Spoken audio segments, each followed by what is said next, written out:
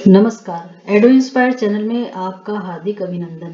प्रिय छात्रों, आज हम पढ़ने जा रहे हैं दशम कक्षा की पाठ्य पुस्तक शिमुशी से 7वां भाग पाठ, जिसका नाम है सौहार्दम प्रकृतेः शोभा। आज ये अंतिम पाठ है, तृतीय पाठ भाग। इसको ध्यान से देखिए और लिखिए। प्रिय छात्रों, सौहार्दम प्रकृतेः शोभा के इस अंतिम भाग में हम पढ़ने जा रहे हैं किस तरह प्रत्येक पक्षी और प्रत्येक पशु अपने आप को श्रेष्ठ मानते हुए, बताते हुए वन का राजा बनने का निर्णय करता है। वानर ने कहा अति गर्व के साथ, सगर्वम अतएव कथयामि, इसीलिए तो कहता हूँ, अहम एव योग्यः वनराज पदाय, वन के राजा बनने के योग्य मैं ही हूँ। शीघ्रमेव मम राज्य अभिषेकाय तत्पराः भवन्तु सर्वे वन्य जीवाः, सारे जन जितने भी वन के जीव हैं, रहने वाले हैं। राज्य और अभिषेक दो अलग अलग शब्द हैं। राज्य माने राजा का जो अभिषेक हो रहा है, मुझे ही वो बनाने के लिए तैयार हो जाओ, मुझे राजा बनाया जाए। मयूर ने कहा अरे वानर तूष्णीम भव, चुप रहो। तूष्णीम का अर्थ होता है चुप। कथम त्वम योग्य, तुम कैसे योग्य हो? देखो देखो, मम शिरसी राज मुकुटम इव, इसको अलग करेंगे, इव अलग हो जाएगा, की तरह। इव का अर्थ होता है समान। जैसे राजा के सिर पर मुकुट होता है, मेरे सिर पर भी उसी तरह एक शिखा देकर, शिखाम स्थापयित्वा, स्थापित करके, किसके द्वारा? विधाता के द्वारा, यानी इस संसार का निर्माण करने वाले विधाता ने मुझे मानो जन्म से ही पक्षी राजा कृतः, पक्षियों का राजा बना दिया था। अतः वने निवसन्तं माम वनराज रूपेण अपि द्रष्टुम सज्जाः भवन्तु अधुना, जो निवास करने वाले मुझको, मैं वन में रहने वाला हूँ और वन के राजा के रूप में अब आप मुझे देखने के लिए तैयार हो जाएं।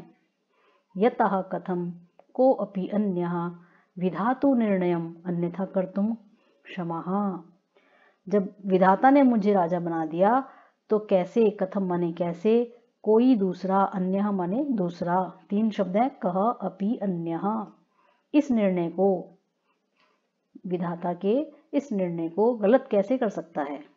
कौवे ने कहा व्यंग के साथ, सब माने के साथ, व्यंग्य, उस पे कटाक्ष कर रहा है। अरे अहि भुक, अहि कहते हैं सर्प और भुक का अर्थ होता है खाने वाला। अरे तुम तो सांप को खाते हो। नृत्यातिरिक्तम का तव विशेषता, सिवाय नाचने के तुम्हें कोई आता है, कुछ खासियत है तुम्हारी? यत त्वाम राज वनराज पदाए योग्यम मन्यामहे वयम, कि हम तुमको वन का राजा मान लें। अब मयूर अपने आप को बता रहा है कि उसकी विशेषता क्या है। यतः, क्योंकि मम नृत्यम तु प्रकृते है आराधना, मेरी नृत्य को देखो, वो तो मानो मैं प्रकृति की आराधना करता हूँ, पूजा करता हूँ। देखो देखो, पश्य मम पिच्छा नाम, इसको अलग करेंगे तो बनेगा अपूर्वम सौंदर्यम। अपूर्व माने जो पहले नहीं था, अपूर्व है ऐसा सौंदर्य मेरी पिच्छ का। आपने देखा होगा मयूर की बहुत सुंदर पुछाड़ होती है, तो उसे कहते हैं पिच्छ। तो तुमने मेरे सुंदर पिच्छ का जो सौंदर्य है उसको देखा ही नहीं है, ये मेरी विशेषता है। अपने उसने क्या किया, पंखों को उद्घाटित कर दिया, खोल दिया, और नृत्य की मुद्रा में खड़ा हो गया। न कोऽपि त्रैलोक्य मत सदृशः सुंदरः, मैं इस लोक में ही नहीं, तीनों लोकों में इतना सुंदर हूँ कि मेरे जैसा कोई दूसरा नहीं। वन्य जंतु नाम, जो वन में रहने वाले जीव हैं, प्राणी हैं, उनके ऊपर, अब वो बता रहा है कि मैं कैसे उनका रक्षक बन सकता हूँ। जो मेरे वन जीवों पर आक्रमण करेगा उसको आक्रमणम कर्तारम अहम, मैं क्या करूँगा, स्वसौंदर्येण नृत्येन च आकर्षितम कृत्वा वनात् बहिष्करिष्यामि, वन से निकाल दूंगा बाहर। कैसे? अपने नृत्य के द्वारा उन्हें आकर्षित करके धीरे धीरे मैं उनको वन से बाहर निकाल दूंगा।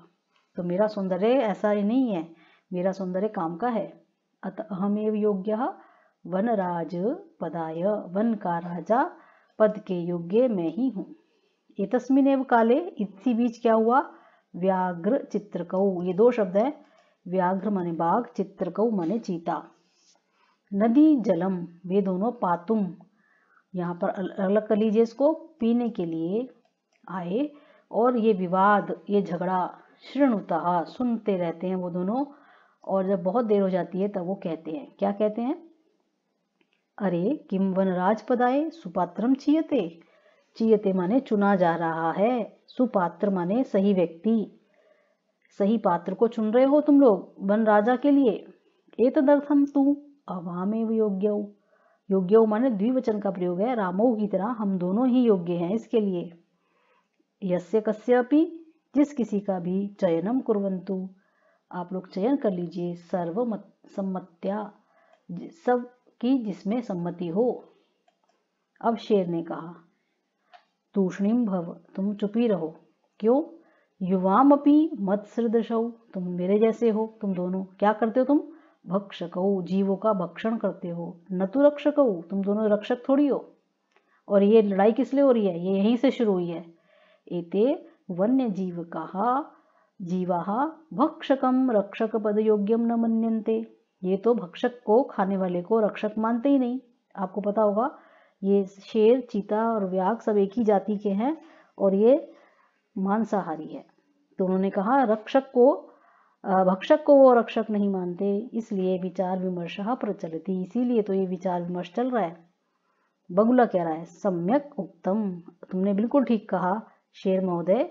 वस्तुतः सिंहेन बहुकाल पर्यंतम शासनम कृतम, वास्तव में तो शेर ने बहुत समय तक शासन किया, किंतु अब क्या होना चाहिए, कोपी पक्षी एव राजा इति निश्चेतव्या, चुनना चाहिए किसी पक्षी को राजा के रूप में। अत्र संक्षितिलेशम अपि, इस शब्द का अर्थ हम पीछे देखेंगे, अवकाशः नास्ति। ठीक है, इसका यहाँ अर्थ क्या दिया हुआ है, संदेह मात्र, जरा सा भी संदेह की गुंजाइश ही नहीं है कि बहुत समय तक एक जानवर ने राजपद पर अपना अस्तित्व रखा, अब कोई पक्षी बनना चाहिए। सब पक्षियों ने उसकी बात को सहमति देते हुए कहा, आम आम, कश्चित् खगः एव वनराजः भविष्यति, कोई पक्षी ही वन का राजा बने। किंतु सब चलता रहा, बहुत देर तक बातचीत चलती रही। कश्चिदपि खगा आत्मानं विना नान्यम कमपि अस्मै पदाय योग्यम चिंतयति, हर पक्षी अपने आप को ही राजा मानता था, दूसरे की बात से सहमति नहीं होता था। तब क्या हुआ, निर्णय तो हो ही नहीं पाया। तब उन सब ने देखा, गहन निद्रायाम, गहरी नींद में, निश्चिंत होकर, बिना किसी चिंता के, एक सोया हुआ उल्लूकम, आप जानते हैं उल्लू, जब उसको देखा तब उन्होंने यह विचार किया कि यही है आत्मश्लाघाहीना निर्लिप्त, जिस अपनी तारीफ भी नहीं करता और इसको किसी पद का लालच भी नहीं है। तो यही एव उल्लूकः एव अस्माकं राजा भविष्यति, उल्लू ही हमारा राजा बने। सबने ये निश्चित किया आखिर में। परस्परम आदिशंति, और एक दूसरे का आदिशंति माने आदेश दे रहे हैं, तदानीयंताम नृप अभिषेक संबंधिना संभारा, कि अब हम इसका राज्याभिषेक करते हैं। सर्वे पक्षी सज्जायई, जितने भी पक्षी हैं वो तैयार हो गए और निकलना ही चाहते थे कि चलो उल्लू को ही राजा बनाया जाए। तभी अचानक, अनायास का मतलब है अचानक, कौवे ने बहुत जोर से हंसा, अट्टहास किया। ठीक है, आवाज करते हुए बोला, सर्वथा अयुक्तम एतत्, अयुक्तम को अलग करिए और एतत् को अलग। अयुक्त शब्द का होता है अनुचित, ये तो बिल्कुल अनुचित है। क्या अनुचित है? मयूर, हंस, कोकिल, चक्रवाक, शुक, सारस आदिशु, ये जितने भी हमारे जंगल के पक्षी हैं, पक्षी प्रधानेशु विद्यमानेशु, इन सब पक्षियों में जो प्रधान है, इन सब में आपको क्या मिला? दिवांधस्य करालवक्त्रस्य अभिषेकार्थम सर्वे सज्जा, कि आप सर्वे माने ऑल, सभी सज्जा तैयार हैं। दिन में जो सोता है, दिन में अंधा है जो सोने वाला, इसको दिन में नहीं दिखाई देता ना उल्लू को। कराल जिसका वक्त्र है, वक्त्र माने मुख जिसका भयानक है, आपने देखा होगा उल्लू की शक्ल कितनी भयानक है। तो उन्होंने कहा इस भयानक जिसका मुख वाला है और जो दिन में अंधा हो जाता है, ऐसे व्यक्ति को तुम, ऐसे पक्षी को बनाना चाहते हो राजा, और इतने सारे सुंदर पक्षी तुम्हें दिखाई नहीं दे रहे। पूर्णम दिनम यावत निद्रायमाणा, अरे भाई पूरा दिन तो ये सोता रहेगा। कथम अस्मान रक्षिष्यति, हमारी रक्षा कैसे करेगा ये। वस्तुतस्तु, वस्तुतः प्लस तु, अलग अलग करेंगे इसको, वास्तव में तो। स्वभाव रौद्रम अत्युग्रम, इसका स्वभाव बहुत रौद्र है, कठोर है, और ये बहुत निर्दयी है। क्रूरम अप्रियवादिनम, अप्रिय माने गलत, कड़वा, कड़वा बोलने वाला है, अप्रिय बोलता है ये। उलूकम नृपति कृत्वा, यदि तुम इसको राजा करते हो, कानु सिद्धिर भविष्यति, तो सिद्धि कौन सी हो रही है तुम्हारी इसमें, इसमें तुम्हें क्या सफलता मिल रही है, कुछ भी नहीं। कहने का अभिप्राय यह है कि उल्लू कहीं से भी राजा के पद के योग्य नहीं। ततः प्रविशति प्रकृति माता, इतने में ही उनके विवाद से प्रकृति माता जो है वो नेचर को फॉर्म किया गया है। यहाँ देखिए पिक्चर में प्रकृति माता ने प्रवेश किया और स्नेह से कह रही है, भो भो प्राणिना यूयम सर्वे एव में संतति, संतति माने संतान, तुम सब मेरी संतान हो। कथम मिथाः, हे प्राणियों तुम सब मेरी संतति का अर्थ होता है संतान हो।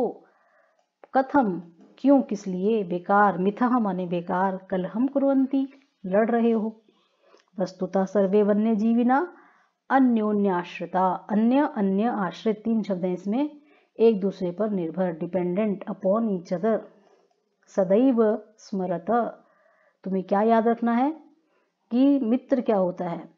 ददाति प्रतिगृह्णाति गुह्यम आख्याति पृच्छति भुंक्ते भोजयते चैव षड्विधम प्रीति लक्षणम, प्रीति का अर्थ होता है मित्रता, प्रेम।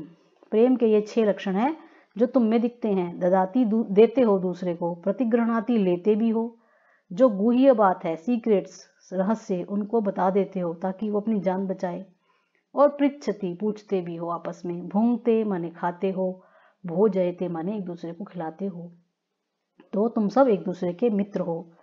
सर्वे प्राणिना समवेत स्वरेन, समवेत शब्द का अर्थ होता है मिलकर, एक स्वर में सबने कहा। माता कथयति तु भवती सर्वथा सम्यक, तुमने तो बिल्कुल सही कहा।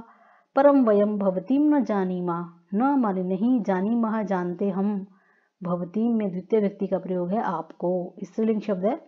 भवत्याः परिचयः कः, हैं कौन आप, अपना परिचय दें। तो उन्होंने कहा अहम प्रकृति ही युष्माकम सर्वेशाम जननी, जितने भी तुम पशु पक्षी हो तुम सबकी मैं जननी हूँ, माँ हूँ। यूयम सर्वे एव में प्रियाः, प्रिया माने सब मुझे पसंद हो, प्रिय हो। सर्वेशाम एव मत कृते महत्वम विद्यते, विद्यते का अर्थ होता है क्या, महत्व। सर्वेशाम का अर्थ है सभी का, और मत माने मेरे, कृते माने लिए। यथा समयम न तावत कलहेन समयम वृथा यापयन्तु, यापयन्तु माने बिताएं, बेकार अपना समय कलह में ना बिताएं, ठीक है, अपना समय को लड़ाई में बेकार ना करें, बल्कि क्या करें, मिलित्वा मिलकर, मोदध्वम जीवनम च रसमयम कुरुध्वम, खुश रहें, मुद धातु से बना है ये लोट लकार, खुश रहें, मिलकर आपस में खुश रहें, जीवन को रस से भरें, आनंद से भरें। तद यथा कथितम, एक श्लोक भी कहा गया, प्रजा सुखे सुखम राज्ञः, प्रजा के सुख में राजा का सुख होना चाहिए।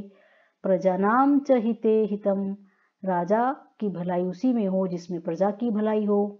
न आत्म प्रियम हितम राज्ञः, राज्ञा का भला अपनी अच्छी बातों में नहीं। प्रजानाम तु प्रियम हितम, राजा का भला प्रजा के प्रिय में, प्रजा की अच्छाई में ही है। जो प्रजा के लिए अच्छा है उसी में राजा की भी अच्छाई है।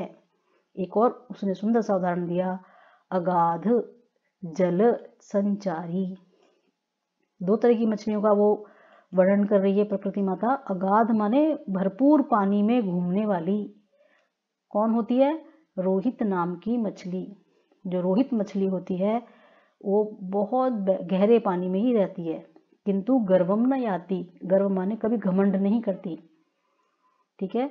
और दूसरी मछली का नाम है शफरी, एक होती है शफरी नाम की मछली जो बहुत फुरफुरायती, उछलती रहती है, कूदती रहती है। क्यों, अंगुष्ठ उदक मात्रेण, उदक माने पानी, एक जल जिसमें हमारा अंगूठा डूबे, बस इतने ही जल में अगर उसको मिल जाए तो वो फुदकती रहती है।